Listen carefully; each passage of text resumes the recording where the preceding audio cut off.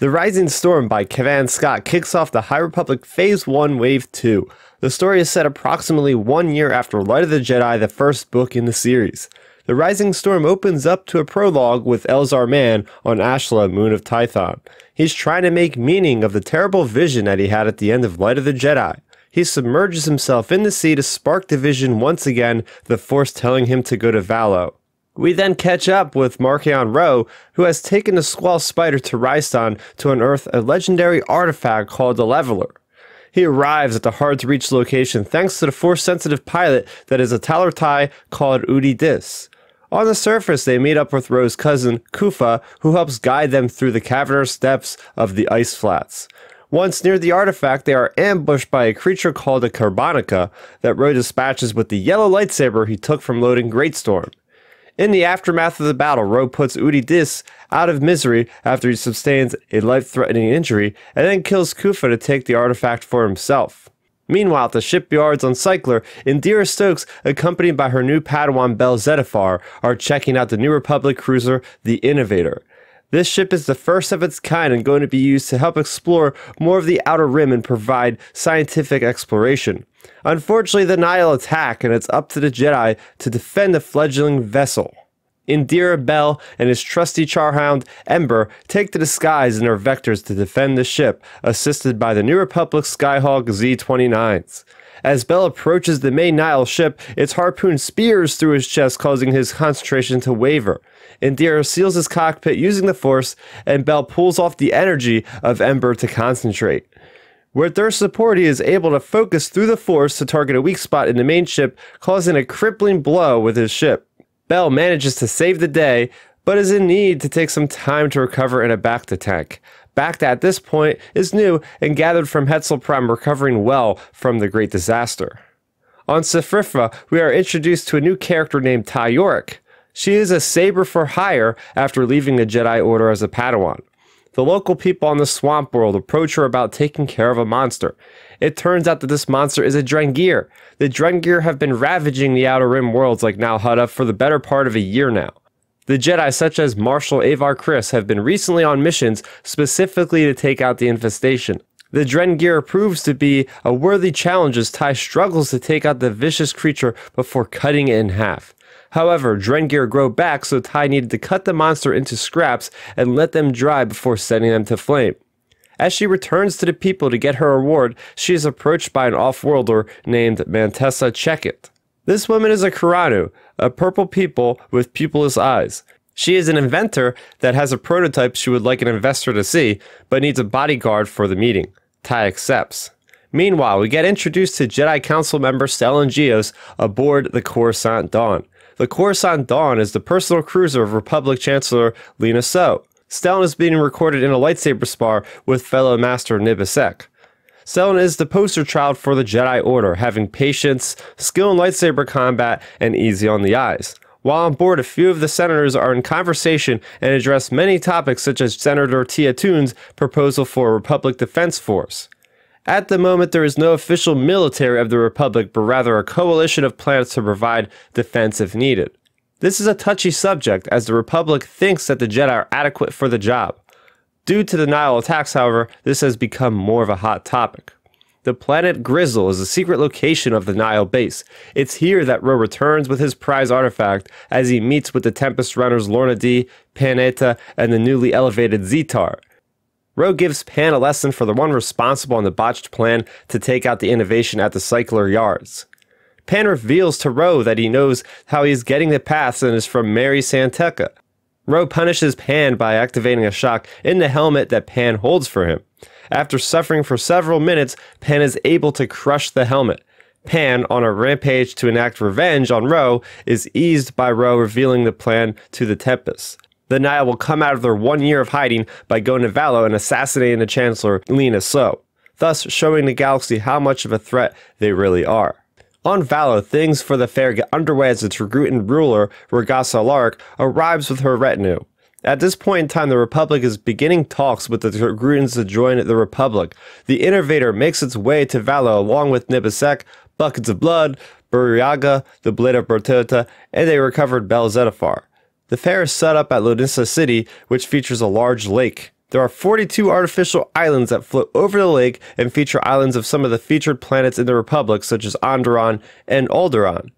These are islands that the visitors can take shuttles to. There is also pavilions on the outer part of the lake, such as the one featured about Starlight Beacon. Before the official fair gets underway, Stellan, Elzar, and Bell investigate a shady meeting between Senator Tia-2 and a mysterious figure. This person is the inventor Mantessa Checkett. Ty York is also in attendance at the demonstration. As violence breaks out between Ty and Toon's guard, the Jedi intervene. Ty, a former Jedi Padawan, is able to fight off 2 Jedi Masters and a Padawan at once. As the device powers on, Ty shoves her saber into Elzar's chest. As she pulls away her saber from Elzar's chest, he has no wound. The device that Mantessa has created uses a banned material called Ricanium to nullify energy in proximity, which includes lightsabers. Eventually, Ty is taken down and her lightsaber taken by Elzar. She is put in a cell to keep her out of trouble. The fair gets off without a hitch. Visitors are in wonder at the different exhibits and the Innovator. As things are underway, Elzar feels comfortable and more at ease. He does not feel that his vision will come true and everything is now safe. In the past days he's been at Valo, he's been interested in the event coordinator, Samira. Elzar lets his guard down when his emotions for Samira lead him to be sidetracked. He wakes after a night in bed with Samira with a call from the Force alerting him that something terrible has happened. A ship ferrying tourists to the fair explodes as it's waiting to enter the planet. This is a diversion by the Nihil to use this confusion to attack. The Nihil ships jump close to the planet, with some even into the atmosphere itself. Their path engines allow them mobility opportunities that normal hyperspace won't allow. The Nihil immediately start bombarding the planet with their mismatched vehicles, trying to kill as many people as possible. Panetta is overseeing the battle from his ship, the Elegancia, while Lorna D commands from the ground, leading her soldiers.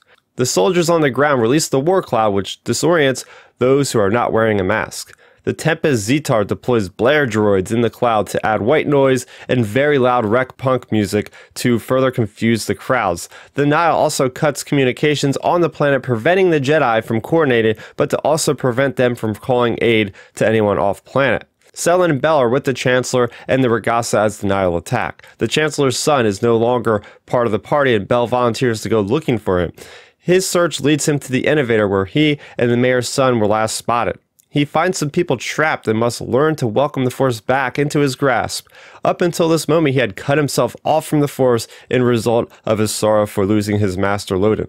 He understands that his master will always be with him and uses that to do a miraculous feat with the Force. In order to save the people from drowning, he pulls massive chunks of metal with the Force, causing the water to lower. Bell finds the Chancellor's son along with a pilot that's able to get them on a shuttle in the hangar bay to escape the Innovator before it sinks. Meanwhile, Ty York is in a cell without her lightsaber.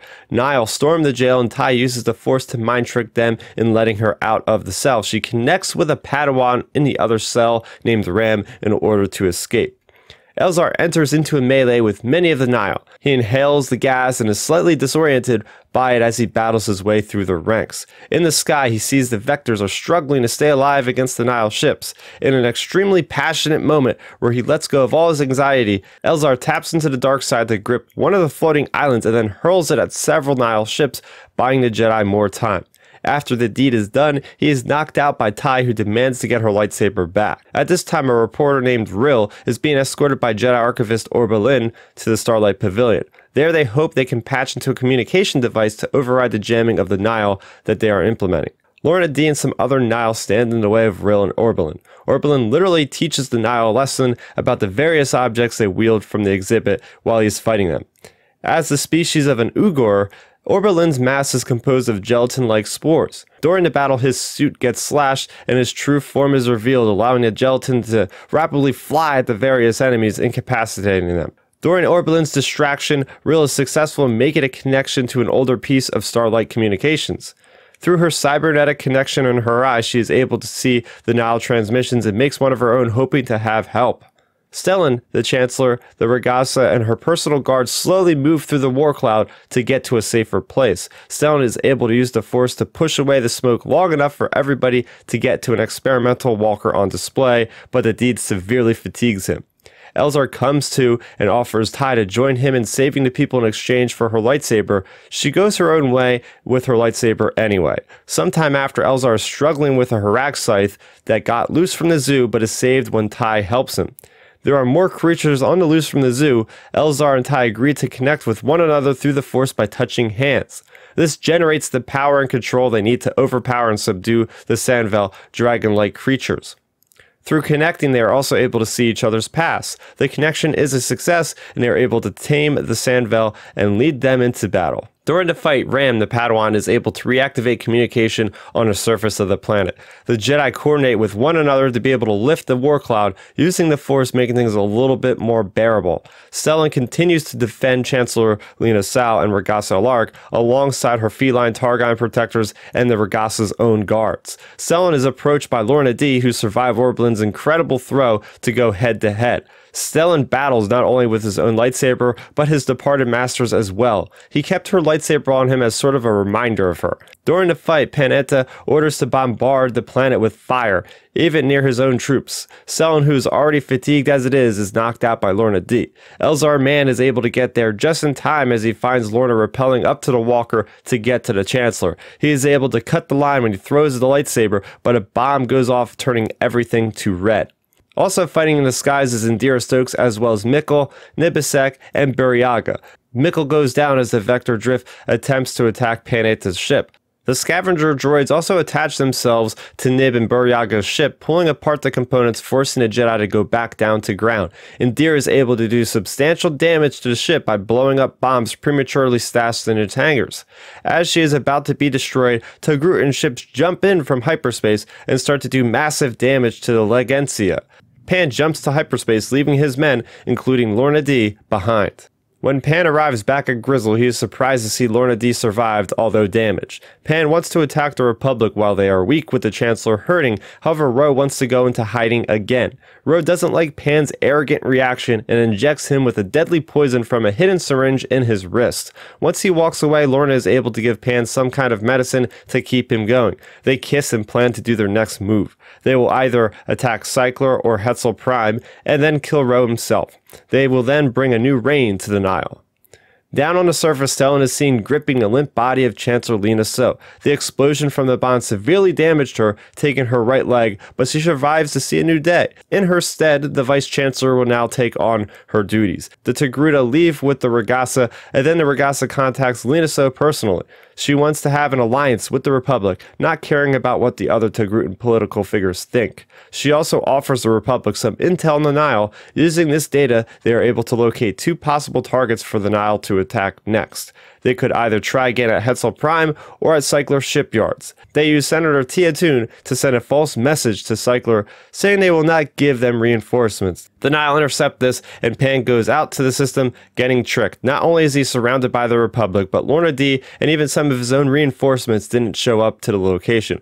He has no choice but to abandon ship using a secret escape pod in the Legancia. His pod directs him to his home planet of Duat.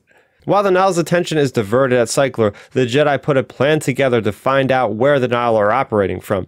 Bell, Ember, and Indira are able to sneak aboard a vessel of a Nihil who happens to have a hostage. The hostage is the daughter of the inventor Mantessa Checkett. Her name is Clarence. The ship takes them to Grizzle, where once they have landed, Indira activates a tracker. The tracker is followed by Elzar and Ty flying in a Vector, who then confirm to the other Jedi that this is in fact the Nihil base. On the surface of Grizzle, Indira, Bell, and Ember sneak around to gather intel. Bell's able to feel a presence in the Force that he almost can't believe. Loden Greatstorm is there. Loden Greatstorm has been imprisoned for the better part of a year by Marchion Ro. Loden is suspended, unable to ever sleep, injected with all kinds of drugs, and has had his Leku severed. Loden is able to get a surge in the Force thanks to him feeling his Padawan's presence nearby. He breaks out of his cell, taking down Ro, who drops Loden's lightsaber.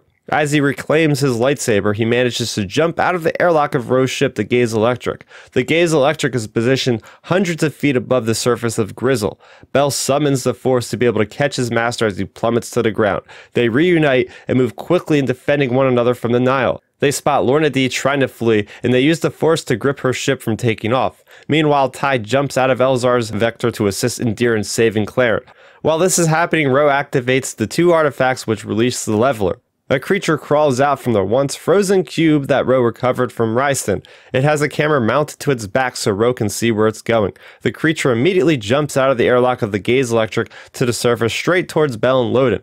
Bell suddenly experiences a nightmarish vision that leaves him powerless. Elzar, who is flying his vector nearby, suddenly crashes. Stellan, who receives Elzar's call, arrives with other Jedi to see the aftermath of the leveler. Elzar survived the crash and mentions to Stellan that they are coming and they can't be stopped. Stellan then sees Bell curled into a ball, screaming. Loden Greatstorm has turned to stone, and upon Stellan's touch, begins to fall to pieces. So there you have it. That's my recap for The Rising Storm. This story was riveting and full of incredible surprises. It's worth noting that Race to Crash Point Tower by Daniel Jose Older gives you an interweaving story that includes Ram. What do you think of the High Republic so far? Let's talk about it in the comment section down below. For more on the High Republic, make sure to go ahead and check out my playlist specifically dedicated to that. And I also do have a podcast called Outer Rim Transmission that you can listen to on any podcast service. So that's going to do it for me, Starrapter. Thank you so much for watching, and may the Force be with you always. Thanks for checking out the video. Please hit that thumbs up symbol. It helps me know that I'm making content that you guys enjoy. And if you enjoyed this video, I also include 2 videos down below you guys should check out. And please consider subscribing to this channel. It helps support me and it notifies you guys of when I get new videos up on the channel. You can also contact me on Twitter, Facebook, and Instagram at Starrapter.